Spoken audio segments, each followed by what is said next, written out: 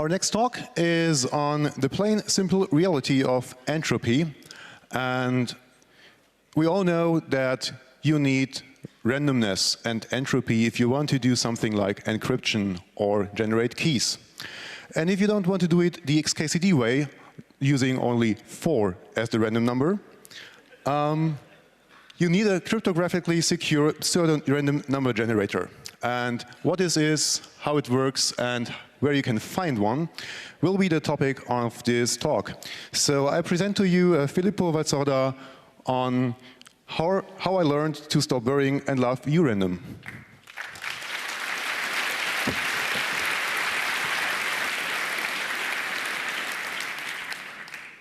Hello. Okay, I'm very glad so many people showed up, even if I essentially gave away the entire content of the talk in the description.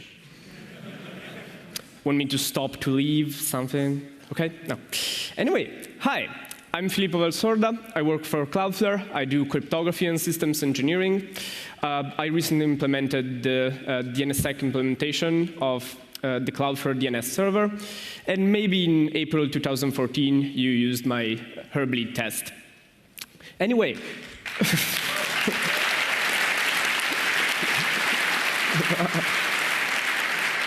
Well, thank you. OK. Anyway, I'm here to tell you about random bytes. So here are some random bytes. They're pretty good. You can use them.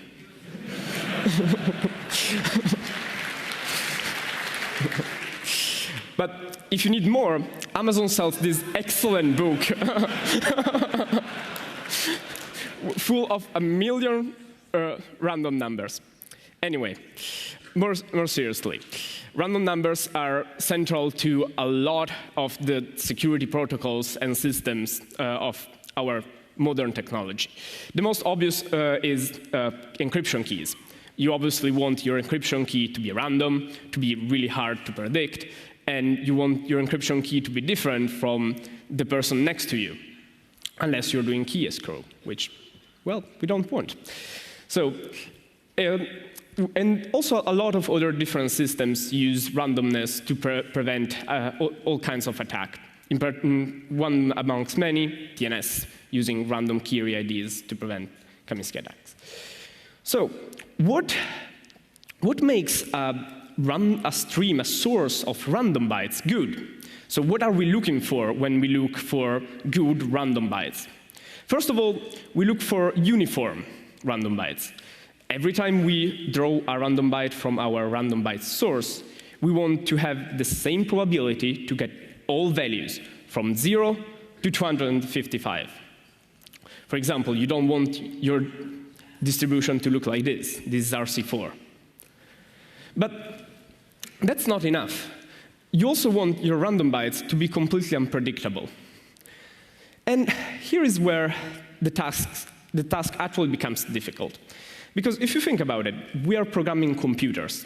Computers are very deterministic machines, even if they don't feel like they are.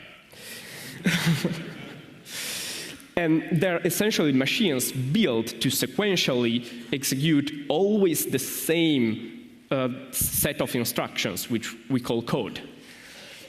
And when we ask them at some point to do something that is completely different every time they do it, and two equal computers should do it differently, we get in trouble.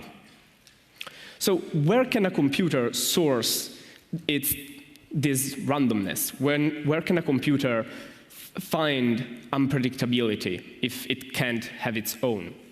Obviously, in our messy meat world, in our physical world, where everything is not always happening the same way. So user inputs, every time you type on the keyboard, you do that with different timings. When you move your mouse around, you do that differently every time. Or simply reading from disk.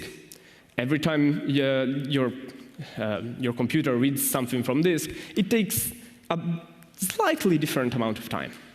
Or interrupt times, I/O, you get the idea. So all these events are visible to the kernel. The kernel is the component of your system which is controlling all these interactions with the outside world and can measure them and observe them with the right precision. And Each of these events can have a wide or narrow range of different possible values. For example, when you read from disk, it might take from 0.17 nanoseconds to 1.3 nanoseconds. I made numbers up. How wide this range is what we call entropy. Essentially, it's how many different values, how spread apart the values are, which also means how easy they are to predict. But something that they definitely aren't is uniform, because as I said, for example, reading from disk might take in a specific range, definitely not from 0 to 255 nanoseconds. That would be. And usually they're not enough to satisfy all our random bytes needs, right? So now we have some unpredictability. We have some events that we can see from our system, and we want to turn that into a stream of random bytes that we can use to generate SSH keys and DNS key IDs, etc. Enter a CSPRNG. Cryptographers like their acronyms very long. It's a cryptographically secure pseudo-random number generator. It's not that hard to pronounce. Okay, it is.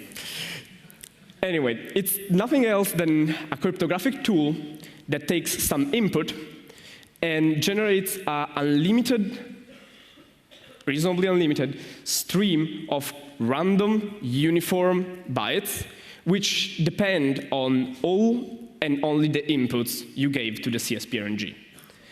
So you can see how we can use this. We have this amount of random events. We feed that into the CSPRNG, and we get out random bytes that we can use for everything. So to understand how a CSPRNG works, I decided to simply present you with a very simple one based on hash functions.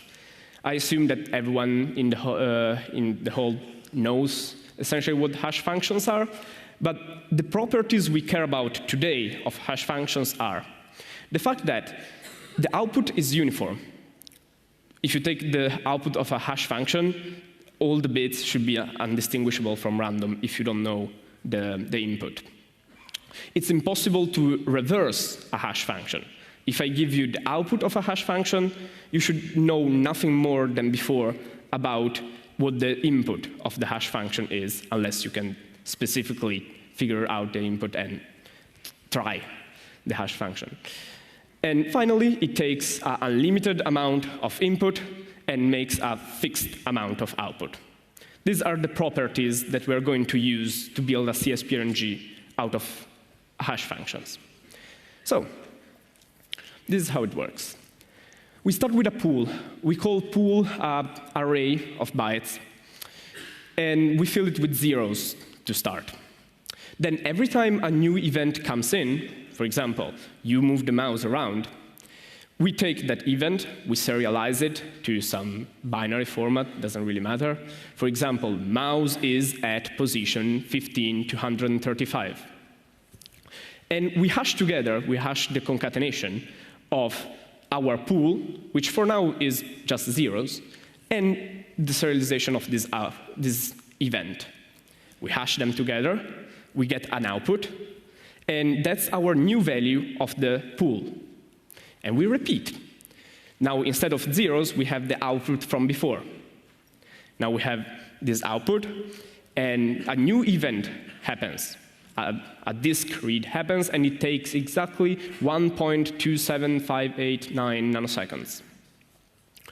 And we hash together the old contents of the pool, this information, disk read happened, and it took this amount of time. We hash them together, and we get a new value of the pool. Do you see where this is going? We keep doing this. Every time a new event comes in, every time the mouse moves, every time a CPU interrupt is raised, every time disk read happens, we call this steering function to mix this event into this pool. And what do we end up with? We end up with what we call an entropy pool. Now, to figure out this value, you need exactly all the events that lead to this value.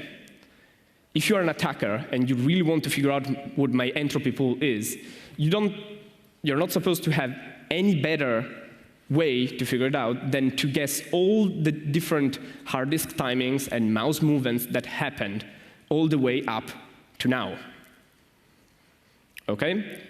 So now we have this essentially unpredictable value, but now we want to generate keys out of it, and we can't just use these few bytes here. So we can use again hash functions. Same hash function. We take the entropy pool and we hash it with a counter. You want 5,000 random bits? Sure. You hash entropy pool and 0, entropy pool and 1, and 2, 3, 4, 5, 6, 7, and 9. You get all these outputs, you concatenate them, and now you have 5,000 bits, which are as unpredictable as all the events that were steered into the pool. Let's think about it for a second. We said that hash functions are not invertible. So even if you know one of the outputs, you can't get back to the entropy pool. And we said that hash functions have, with hash functions, all the bits in the input affect all the bits of the output. So even if just the counter changes between one run and the other, the output is completely unrelated. So did we get what we want? It's uniform, because we said before, hash functions' outputs are uniform. It's unpredictable, because the only way an attacker has to figure out what the output will be is imagine or brute force, or observe, I guess, all the hard disk